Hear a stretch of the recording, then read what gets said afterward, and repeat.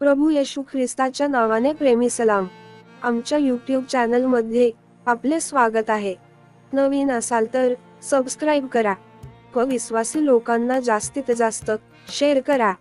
हे परमेश्वराचे वचन आहे, म्हणून हा व्हिडिओ आवडला नावडला तरी सबस्क्राईब करून आपला येशू ख्रिस्ताच्या सेवा कार्यासाठी मदत करा. धन्यवाद. संयमाबद्दल बायबल काय म्हणते? संयम टोकाकडे जाणे टाळते, संयम प्रतिबंधित करते आणि ते आत्मनियंत्रणाशी संबंधित आहे. संयम ही चांगली गोष्ट आहे, पण संयमित जीवन जगणे हे एक आव्हान आहे. बहुतेक पाश्चात्य संस्कृती विशेषतः अतिरेकांनी भरलेली आहे. बायबल आपल्याला शिकवते की अतिरेक चांगले काम करत नाही आणि आपण कसे आणि का संयमित राहावे हे समजून घेण्यास मदत करते. आत्मसंयम या विषयावरील बायबलमधील एक प्रमुख पुस्तक म्हणजे उपदेशक. राजा शलोमोन हा इस्रायलवर राज्य करणारा सर्वात हुशार राजा होता आणि त्याने भरीव प्रयोग केले. या शहाण्या राजाच्या निष्कर्षातून आपण बरेच काही शिकू शकतो. उपदेशक 2 मध्ये शलोमोनाने अनेक वेगवेगळ्या प्रकल्पांची आणि त्याने मिळवलेल्या आनंदांची यादी दिली आहे. आणि मला ज्या गोष्टी पाहायच्या होत्या त्या पाहणे मी थांबवले नाही. मी माझ्या मनाला कोणत्याही प्रकारचा आनंद घेण्यापासून रोखले नाही, कारण माझ्या सर्व परिश्रमामुळे माझे हृदय आनंदित होते आणि माझ्या सर्व श्रमांसाठी हा माझा वारसा आहे. वचन 10. तरीही शेवटी तो असमाधानी राहिला. मग मी माझ्या हातांनी केलेल्या सर्व कामांकडे आणि माझ्या सर्व श्रमांकडे पुन्हा पाहिले, आणि पहा, ते सर्व व्यर्थ आणि वाऱ्याची पका आहे आणि जगात काहीही फायदा नाही. वचन 11.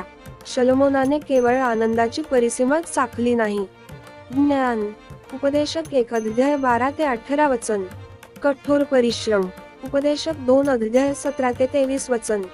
यांसारख्या आपल्याला सामान्यतः चांगल्या वाटणाऱ्या गोष्टींसहही त्याने असे केले.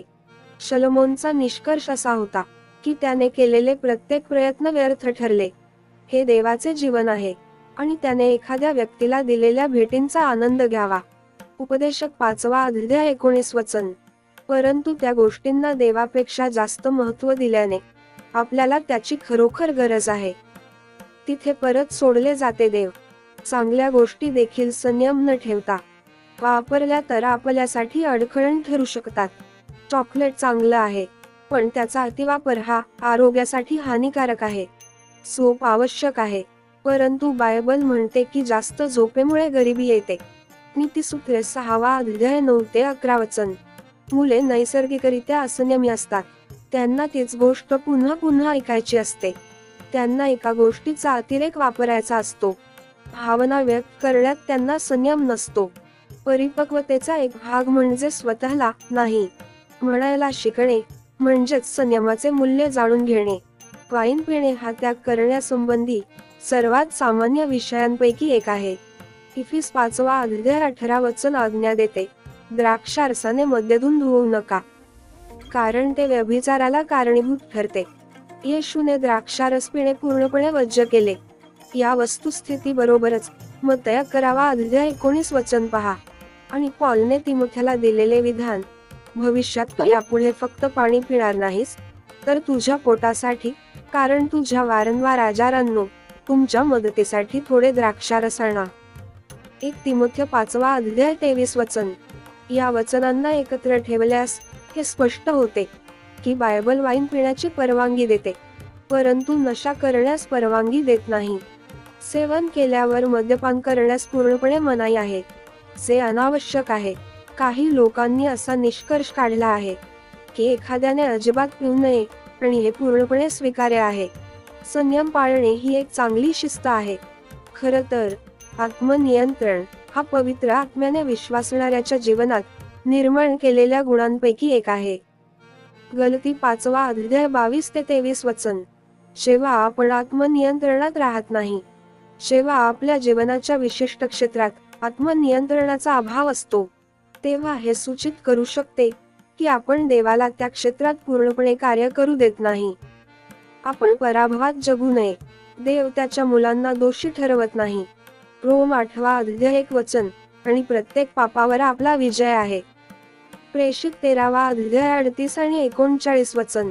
त्याच वेळी पवित्र आत्मा आपल्याला आत्मनियंत्रण देऊ इच्छितो. जेव्हा आपण स्वतःला जीवन यज्ञ म्हणून देवाला समर्पण करतो, रोम 12वा अध्याय 1 वचन, तेव्हा आपण स्वतःहून ज्या गरजा पूर्ण करण्याचा प्रयत्न करत आहोत त्या तो पूर्ण करेल. 1 तिमोथेय 6वा अध्याय 17 वचन. चांगल्या मेंढपाळाला अनुसरणाऱ्या मेंढरांना काहीच गरज नाही. स्तोत्र 23वा अध्याय 1 वचन. जग आपल्याला देहाच्या इच्छा पूर्ण करण्यासाठी उद्युक्त करते आणि आपल्याला अधिक आनंद, अधिक सामग्री, अधिक करमणूक इत्यादीची गरज आहे. हे खोटे बोलते. आपल्याला खरोखर देवाची गरज आहे. देवाने आपल्याला त्याच्या गरजा आणि त्याच्या इच्छेनुसार तयार केले आहे. मत्तय 4 अध्याय 4 वचन पहा. इतर सर्व गोष्टी मध्यम प्रमाणात असाव्यात. ज्या क्षेत्रात आपल्याला आत्म नियंत्रणाची काळजी करण्याची गरज नाही ते एकमेव क्षेत्र आहे, ते म्हणजे देव स्वतः. आपण देवावर अमर्याद प्रेम करतो. लूक 10वा अध्याय 27 वचन. आपण देवापेक्षा कधीही मोठे होऊ शकत नाही आणि त्याच्यावर कधीही प्रेम करू शकत नाही. आणि जितके जास्त आपण त्याला त्याच्या पवित्र आत्म्याने आपल्याला भरण्यास आणि आपले जीवन जगण्यास सांगतो, तितकेच इतर सर्व गोष्टींमध्ये संयम राखणे आपल्यासाठी सोपे होते. आमेन.